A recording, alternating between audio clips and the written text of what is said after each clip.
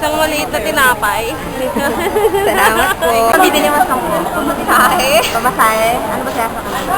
May ticket. Ano? Candy. Tapos isang biskuit. Kasi mahal na yung mga ano ngayon, di ba? Mga bilihin. Okay. Salamat. Kung dati 10 piso, marami ko mabibili ngayon. Isa na lang. Salamat.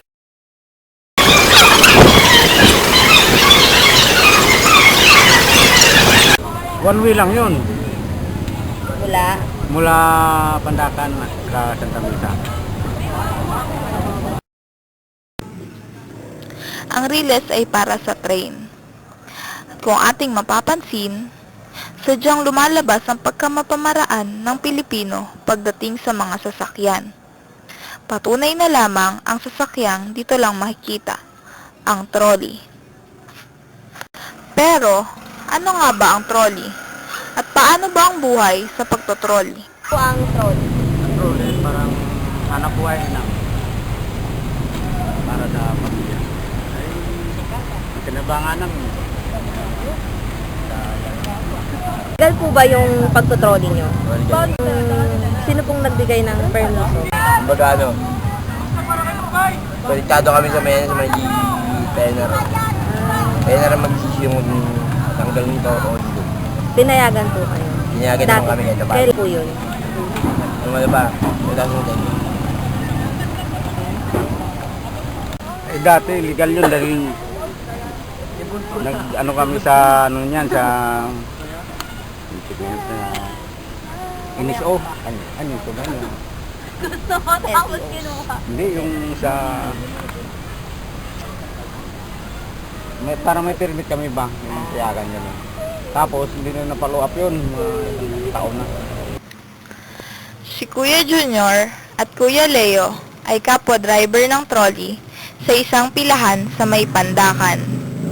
Isa sila sa mga nagtitiis ng init ng araw sa pagtotrolley. Pero, bakit nga ba? Bakit po yun yung napili yung hanap buhay? Hindi madali kumita ng pera eh. Sa lagi tinumulatan ko eh.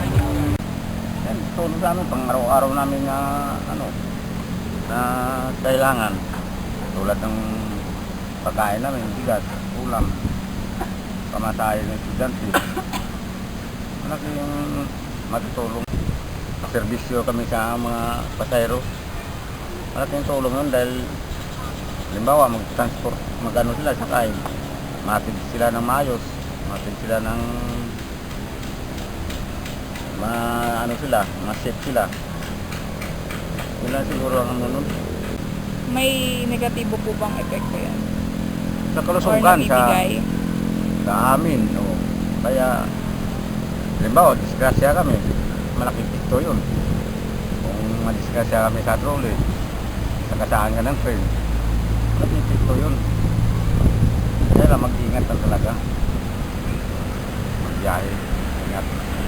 Saka yung oras ng daan ng train, na ano mo, na ano mo ba tawag yun? Na-master mo yung oras, kung anong oras kaya dumadaan. Ngayon, aalamin natin ang pakiramdam ng pagsakay sa trolley. Nagpapaano lang ako.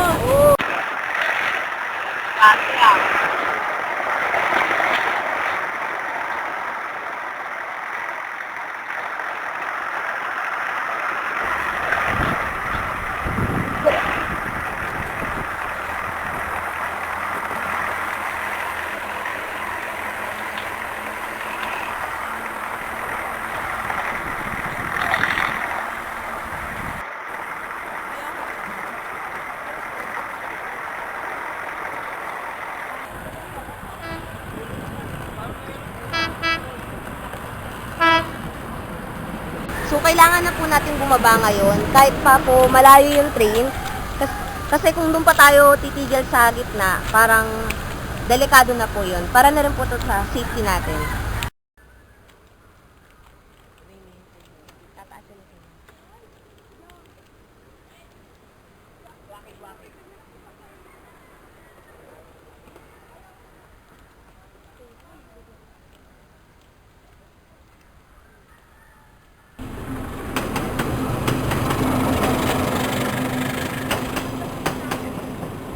kayong aksidente dito. Opo.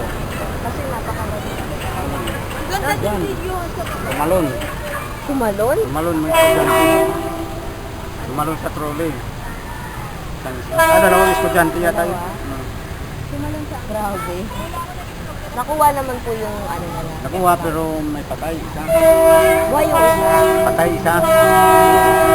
Yung apat buhay. Bakit naman sila tumalon? Eh siguro na-nervous na. Tumalon dahil sa Tumalon. nervous. Nakakuha nga tayo. Sigawan na sila eh. Nagpapanik na eh. Bakit may trend po ba nun? Oh, meron. Kaya pala nagpanik. Papunta rito ng train eh. Kaya naisip ang tumalon. Tumalon.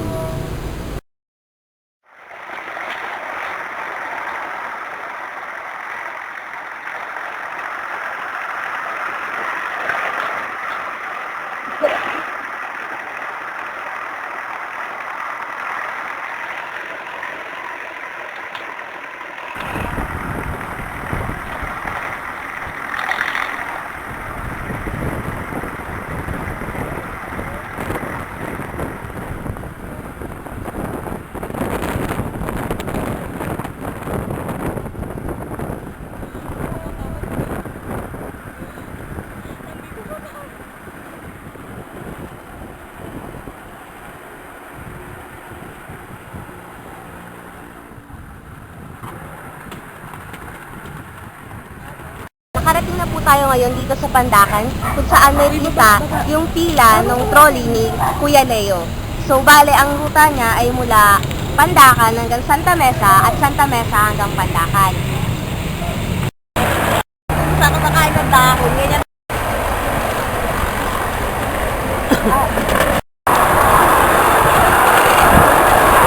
So, one day, nagtutulak po kami ngayon, ako ngayon, at si Kuya Leo ng trolley. Napapagod na ako. Sa pagtutulak, yung isang paa nandun sa trolley, tapos yung isa, doon sa may linis. Tapos dun na yung force, dun sa may linis. Ay! Lintik na! Baba ka. Dito ko na rin.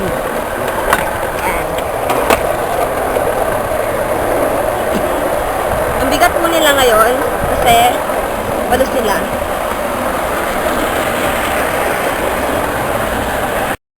Hindi na po kami ako nagtutulak kasi napakalakas na po ng momentum ng trolley. Ngayon hindi na siya tinutulak. Momentum na lang po. Sobrang bilis.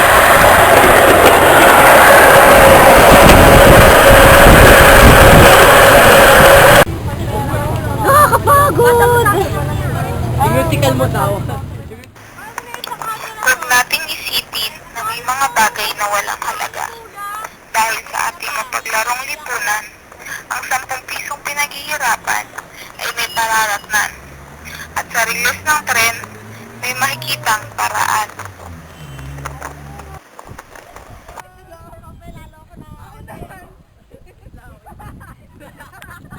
Yan po ang mga adik ng riles. Sila po yun. Oh, ito na po ulit kami, naglalakad kasi kanina may nangyaring kanais-nais. Yeah! Dahil po kami Saan na